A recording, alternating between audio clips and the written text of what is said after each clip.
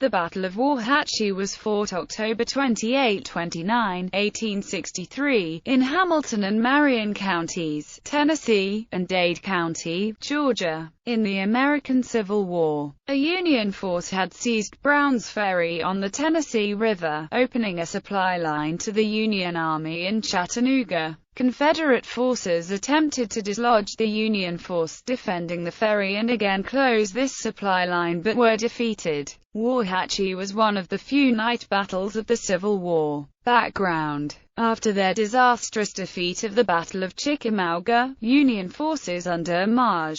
Gen. William Rosecrans retreated to Chattanooga, Tennessee. Confederate Gen. Braxton Bragg's Army of Tennessee besieged the city, threatening to starve the Union forces into surrender. Bragg's troops occupied Missionary Ridge and Lookout Mountain, both of which had excellent views of the city, the river, and the Union's supply lines. Confederate troops launched raids on all supply wagons heading toward Chattanooga, which made it necessary for the Union to find another way to feed their men. Maj. Gen. Ulysses S. Grant relieved Rosecrans of his command and replaced him with Maj.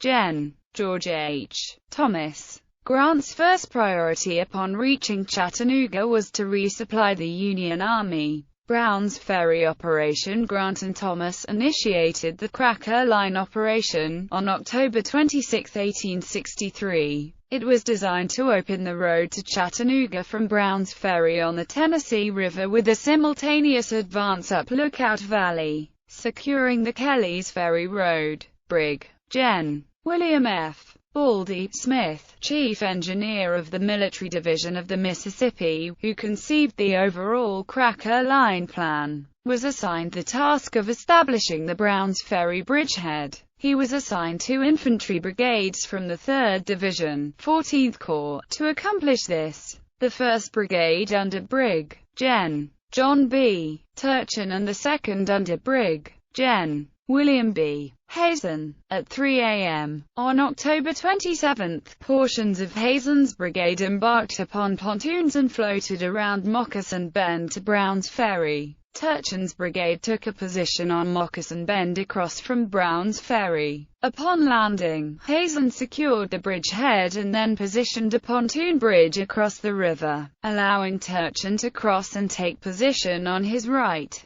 Col. William C. Oates of the 15th Alabama guarded the valley with his regiment plus elements of other units. Due to a command mix-up, Oates did not know where 3 reserve regiments were positioned. After the Union surprise landing, Oates attempted a counterattack with his scratch force, but it failed after he was seriously wounded.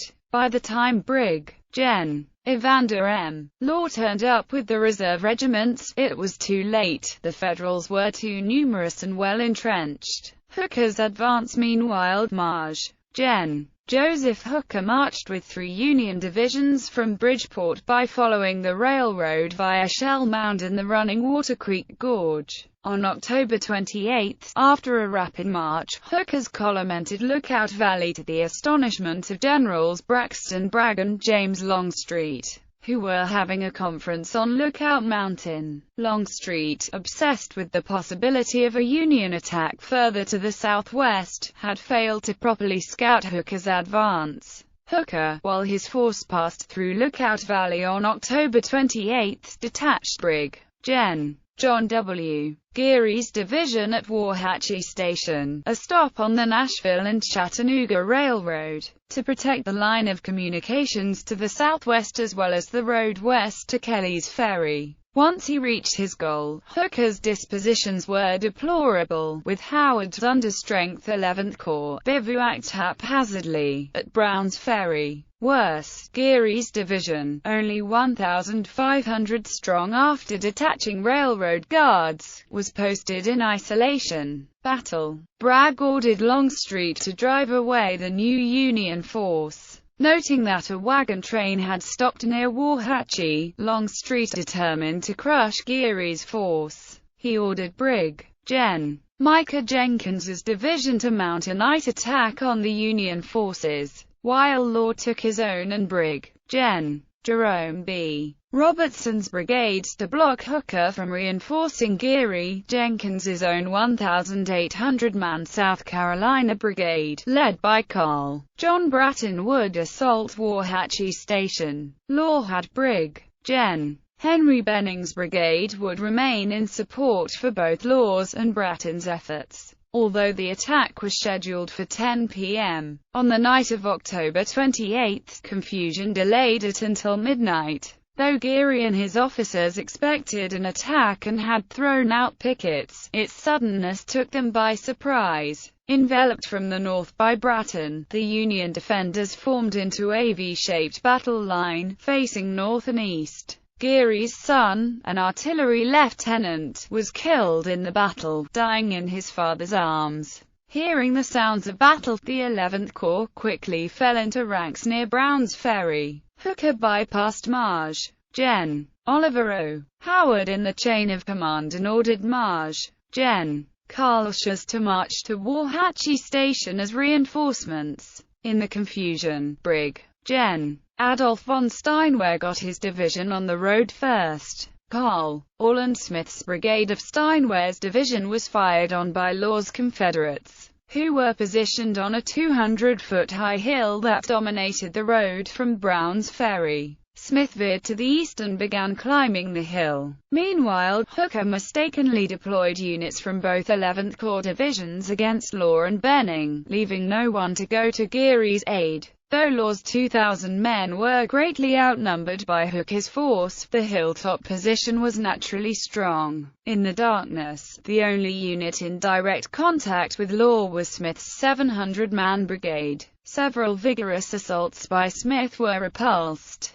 Then, after Law received some erroneous reports, he decided to pull back. Just as his men left their entrenchments, Smith's men spilled over them, capturing some stragglers and scattering a regiment that failed to get the order to retreat. Meanwhile, Hooker agreed to let Howard proceed to Wauhatchie with some cavalry. Geary's men continued to hold fast, though they began to run low on ammunition. Just as Bratton began to sense victory, he received a note to retreat since Union reinforcements were arriving at his rear. Bratton withdrew to Lookout Mountain, successfully covered by Benning's brigade. In the Wauhatchie fight, Bratton lost 356 men while Geary's casualties numbered 216. Aftermath. A rumor circulated through the Union camps that Union mules stampeded by the fight had made the Confederates believe they were being attacked by cavalry, causing the southern retreat. The Union soldiers joked that the mules be breveted as horses. In truth, the Hampton Legion was disordered by the mules for only a short time. However, this lull allowed the 137th New York to plug a gap in the Federal line. Union losses in the battle were 78 killed, 327 wounded, and 15 missing.